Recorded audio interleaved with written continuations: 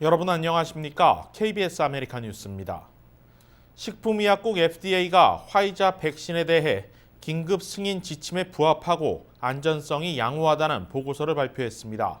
백신 효과를 입증받으며 다가오는 목요일 긴급 승인 허가가 초읽기에 들어갔습니다. 첫 소식 이채은 기자가 보도합니다.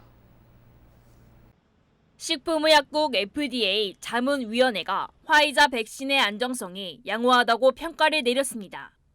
백신의 사용 허가 여부를 권고하는 자문위원회는 화이자 백신의 안정성과 효능 데이터를 확인한 결과 긴급 승인에 부합하다고 판단했습니다. 자문위는 화이자 백신이 1차 접종 이후 52%, 2차 접종 후에는 95%까지 예방 효과가 올라간다고 밝혔습니다. 이 수치는 앞서 화이자가 제출한 3차 임상시험 결과와 일치합니다. 또 FDA는 화이자 백신이 성별과 인종, 나이와 상관없이 높은 효능을 보였다고 밝혔습니다. 16세 미만이거나 임산부 또는 면역체계가 손상된 이들에게도 백신이 안전할지에 대해서는 데이터가 아직 불충분하다고 판단했습니다. 부작용과 관련해 새로운 문제는 제기되지 않았습니다. 화이자가 앞서 발표한 것과 같이 피로감, 두통, 그리고 발열 등이 부작용으로 나타났습니다. 또 접종 부위에 뻐근함이 느껴질 수 있습니다. 자문위의 이번 분석에 따라 화이자 백신의 효능과 안정성이 또다시 입증됐습니다. 하지만 안정성에 대한 우려가 꾸준히 제기되는 만큼 알버트 볼라 화이자 대표는 충분한 안정성 검토를 가진 후 승인이 이루어질 것이라고 언급했습니다. 또 FDA는 외부 전문가들을 초청해 공개 회의를 개최한 뒤 최종 승인 여부를 내린다는 계획입니다. 최종 회의는 오는 목요일에 개최될 예정입니다. KBS 뉴스 이채혜입니다. 트럼프 대통령이 미국 내 생산되는 모든 백신을 우선적으로 미국인들이 접종할 수 있도록 하는 행정명령을 발령했습니다. 트럼프 대통령은 오늘 행정부 내 초고속 백신 프로젝트인 오퍼레이션 워프 스피드 서밋 회담장에서 관련 행정명령에 서명했습니다. 행정명령은 백신이 승인된 직후 미국 제약회사들이 다른 나라에 백신을 공급하는 것을 봉쇄하고 우선적으로 미국 내 모든 백신 생산 물량을 미국인들이 접종받을 수 있도록 강제하는 내용을 담고 있습니다. 트럼프 대통령은 또 필요할 경우 신속한 물량 확보를 위해 국방물자 생산 법안을 발동하겠다는 내용도 행정명령에 포함시켰습니다.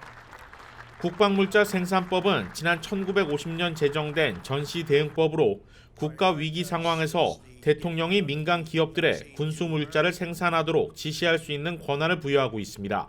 앞서 지난 4월 트럼프 대통령이 마스크 대량 생산을 위해 이 법을 발동한 바 있습니다. 한편 트럼프 대통령은 앞서 지난 여름 미국이 화이자 등 제약회사들의 백신 물량을 더 확보할 수 있었음에도 이를 간과했다는 관련 보도에 대해서는 부인했습니다. LA 코로나19 입원 환자 수치가 또다시 최고 기록을 경신했습니다. 특히 최전선에서 사투를 벌이고 있는 의료진들의 감염이 2배나 늘어 사태의 심각성을 더하고 있습니다. 이유수 기자가 보도합니다. 어제 집계된 LA 카운티 신규 확진자는 8,086명. 이 중 입원 환자는 전체 24% 수준인 2,988명입니다. 이를 신규 확진자는 그제 집계된 1,528명에 비해 소폭 줄었지만 여전히 심각한 수치로 볼 수 있습니다. 입원이 필요한 중증 환자가 늘고 있지만 이들을 수용할 수 있는 집중 치료실의 운영 능력에 한계가 오고 있는 것도 문제입니다. 병상은 남아도 이들을 치료할 수 있는 의료진이 부족할 경우 바이러스 확산에 효과적으로 대처할 수 없습니다. 바바라 페라 LA 카운티 보건국장은 지난주 1,745명의 의료 종사자들이 바이러스에 감염됐고 이는 일주일 전에 2배가 넘는 수치라고 밝혔습니다. 이처럼 의료진들의 감염이 가속화될 경우 결국 의료 시스템 붕괴라는 최악의 사태와 직면할 수 있습니다. 이 같은 상황은 향후 2-3주간 이어질 전망인데 개개인이 조심하는 것 외에는 별다른 방법이 없는 것도 문제입니다. 뾰족한 대안이 없는 LA 카운티 보건국도 같은 말만 되풀이하고 있습니다. 주정부의 자택격리 명령을 준수해 줄 것을 당부하며 타인과의 접촉을 최소화하라는 입장입니다. 불필요한 출근과 가족 이의 만남을 자제하고 사회적 거리두기를 지키는 선에서 최소한의 외출이 이루어져야 최악의 상황을 피할 수 있을 것이라고 경고하고 있습니다. 오늘 정오 캘리포니아주 보건국은 휴대전화 알림을 통해 비상경보를 발령했습니다. 불필요한 외출을 삼가해야 하며 마스크 착용을 생활화해야 한다는 내용입니다. 바이러스와 대항할 수 있는 백신의 신속한 보급이 팬데믹 사태를 해결할 수 있는 유일한 방법이 될 것으로 보입니다. 일반인들을 대상으로 한 백신 보급은 내년 상반기에나 가능하기 때문에 사태는 지금보다 심각해질 수 있다는 전망입니다. KBS 뉴스 이우수입니다. LA 카운티의 야외 식당 영업 중단 조치에 반발해 업주들이 영업을 강행하고 있습니다. 실제로 행정명령의 빈틈을 이용해 영업을 이어가고 있는 업소들도 있는데요. 이런 가운데 법원도 행정명령을 철회시키진 않았지만 야외 영업 조치에 문제점이 있다고 지적했습니다. 김경일 기자가 보도합니다. 이번 주부터 시행된 남가주 지역 자택 대피령. 업주들의 반발이 이어지고 있습니다. 제한된 야외 영업으로 운영해오던 미용업계는 문을 닫으라는 명령에 불복하고 나섰습니다. 식당들도 연합해 행정명령 불복종을 선언하고 있습니다. 업주들은 매출 하락 속 고정비 지출도 한계가 있다며 야외 영업이라도 허용해달라고 호소했습니다. 주류를 위주로 판매하는 식당의 경우 투고와 딜리버리 고객들이 많지 않아 영업 손실이 막대하다고 하소연했습니다. 코로나 확산도 무섭지만 폐업하게 되면 앞으로 생계가 더 막막하다는 것입니다. LA 카운티도 선택의 기로에 섰습니다. 하루 10,000명 이상의 신규 확진자를 기록하고 있어 코로나 예방도 중요하지만 폐업을 우려하는 업주들의 소송도 만만치 않기 때문입니다. 이에 LA 카운티 슈피리어 코트는 야외 영업이 바이러스 확산에 어떤 영향을 미치는지 과학적 증거를 제출하라고 명령했었습니다. 그러나 오늘 심리에서 주정부 명령에 따라 야외 영업 중단을 거듭 밝혔습니다. 이에 업주들은 야외 영업 장소를 시위 장소로 규정해 영업을 하겠다는 계획입니다. 야외 모임이나 예배, 시위는 허용되기 때문에 야외 영업 장소를 LA 카운티 자택 대피령 규탄 시위 장소로 규정해 벌써 일부 업소는 빈틈을 이용해 영업하고 있는 것으로 알려졌습니다. 업주들은 정확한 과학적 증거와 명분 없이 야외 영업을 중단한다는 것은 더 이상 받아들일 수 없다는 입장입니다. 3만 개 이상의 업소와 업주, 종업원들의 피해가 불가피하기 때문입니다. 주정부와 로컬 정부는 업소의 영업 제한과 중단을 명령하고 있지만 필요한 예산 지원은 턱없이 부족한 상태입니다. KBS 뉴스 김경일입니다. 캘리포니아 주의회가 코로나 팬데믹 기간 세입자들의 강제 퇴거를 금지한 법안을 내년까지 연장하는 방안을 추진하고 있습니다. 샌프란시스코를 지역구로 하는 민주당 데이빗 치육 캘리포니아주 하원의원은 현재 캘리포니아주 퇴거 금지법을 내년 12월 31일까지 연장해 세입자를 보호하고 건물주에게는 재정 지원을 해주는 내용의 법안을 발의했습니다. 치유 의원은 주민 수만 명이 퇴거 조치로 인해 길거리로 나앉게 될 경우 현재 코로나 바이러스가 더 크게 확산할 수 있다며 현재 캘리포니아주 퇴거 금지법이 예정대로 내년 1월 31일로 만료되면 공중보건 재앙이 일 것이라고 우려했습니다. 이번 움직임과 관련해 건물주 협회 등은 강하게 반발하고 있습니다. 코로나 확산이 악화된 지금 상황에서 협상 등을 통해 일정 기간 퇴거 금지를 연장할 수는 있지만 1년 이상 연장은 불가하다는 입장입니다. 한편 건물주협회는 앞서 지난달 연방지법이 LA 시내 퇴거 금지 조례안을 유지하라는 판결을 내린 이후 연방 항소법원에 항소한 상태입니다. 앤드류 쿠오모 뉴욕 주지사가 이번 주 내로 뉴욕의 코로나 바이러스 입원율이 안정세로 돌아서지 않으면 다음 주 월요일부터 실내 영업을 금지할 수 있다고 경고했습니다. 제유사 뉴욕 KBTV의 보도입니다. 쿠오모 주지사는 이 같은 제안이 뉴욕시에게 가장 가혹한 수준의 단속임에도 불구하고 진정될 기미를 보이지 않는 10개 지역의 입원율 지표를 들며 앞으로 5일 동안 도시 전체 입원율이 안정되지 않으면 현재 25%의 수용력으로 문을 열고 있는 뉴욕시 식당 실내 영업이 전면 중단될 것이라고 말했습니다. 현재 뉴욕주의 코로나 입원율은 1월 중순까지 계속 증가할 전망이어서 이르면 다음 주 월요일 뉴욕시 5개 보로의 식당 실내 영업 금지가 불가피해 보입니다. 그렇게 될 경우 빠른 시일 내 제한이 풀리고 다시 영업이 재개되길 기대하는 것도 힘들 것으로 보입니다. 쿠오모 주지사는 뉴욕시를 제외한 뉴욕주의 나머지 지역도 입원율이 불안정할 경우 현행 50% 식당 수용 인원을 25%로 감축한다고 말했습니다. 뉴욕주는 어제 160명의 입원자가 추가로 발생해 총 4,602명의 입원자 수를 기록했는데 이는 5월 22일 이후 가장 높은 수치이며 위기가 최고조로 달했을 때 집계된 1만 9천 명 정도의 약 40% 수준입니다. 쿠오모 주지사는 병원 수용력이 3주 안에 90%가 찰 조짐이 보인다면 셧다운에 접어들 것이라고 말했습니다.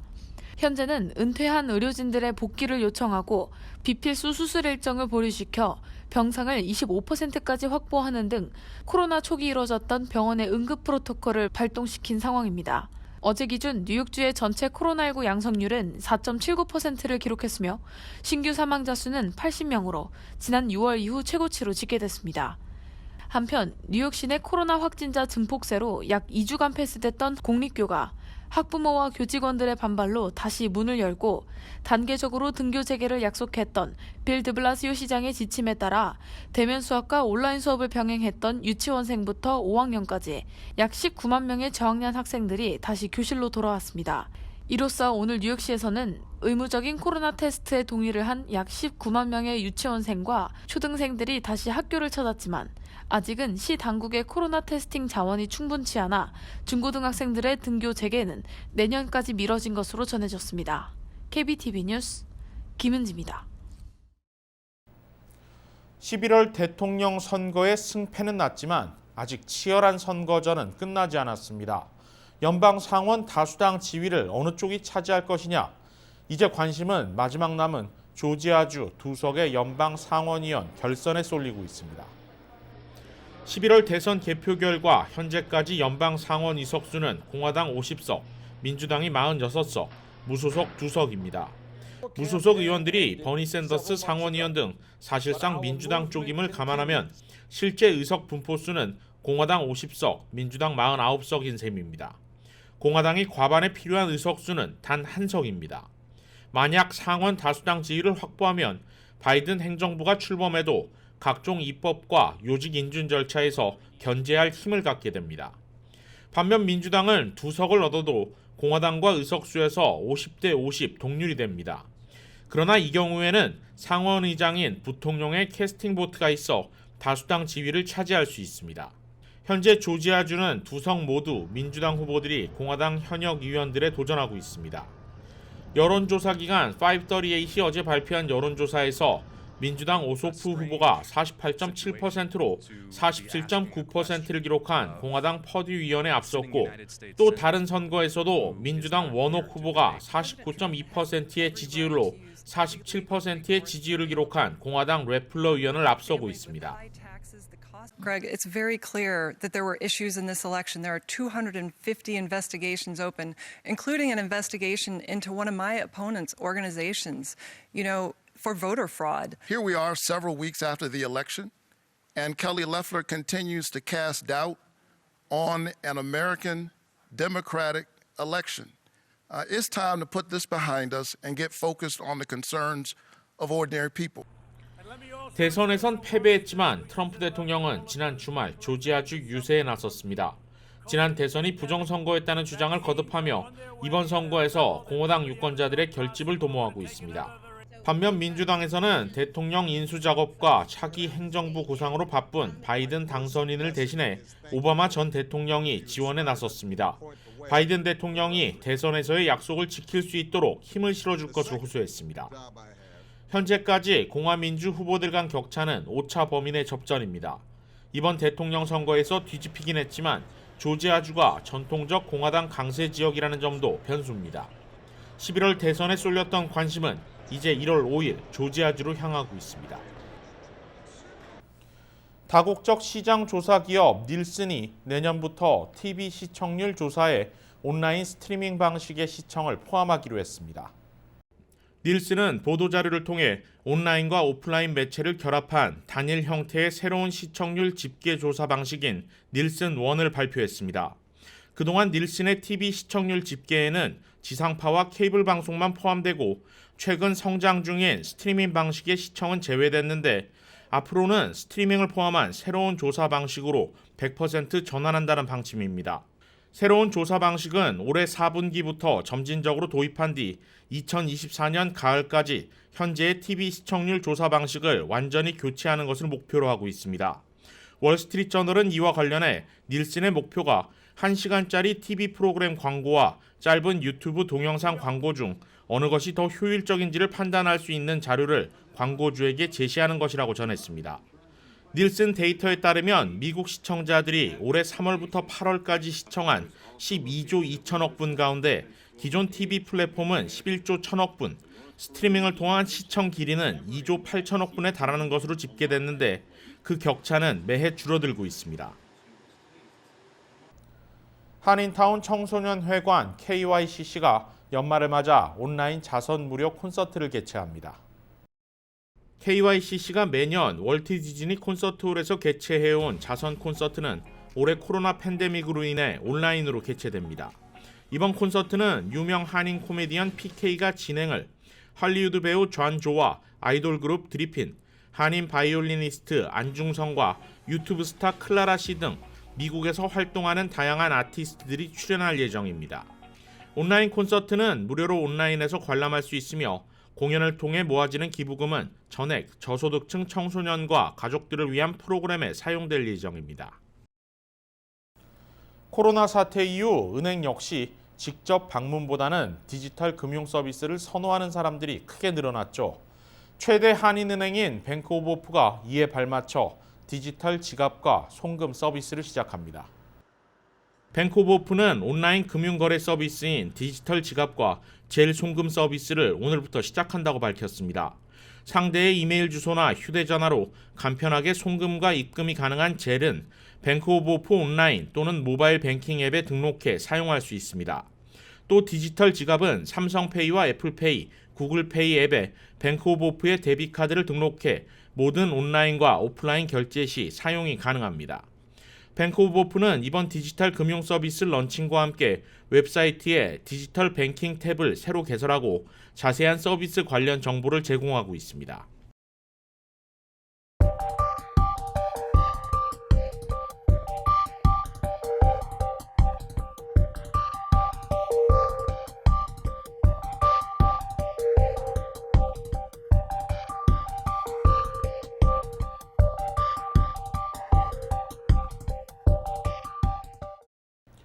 KBS 아메리칸 뉴스 마칩니다. 고맙습니다.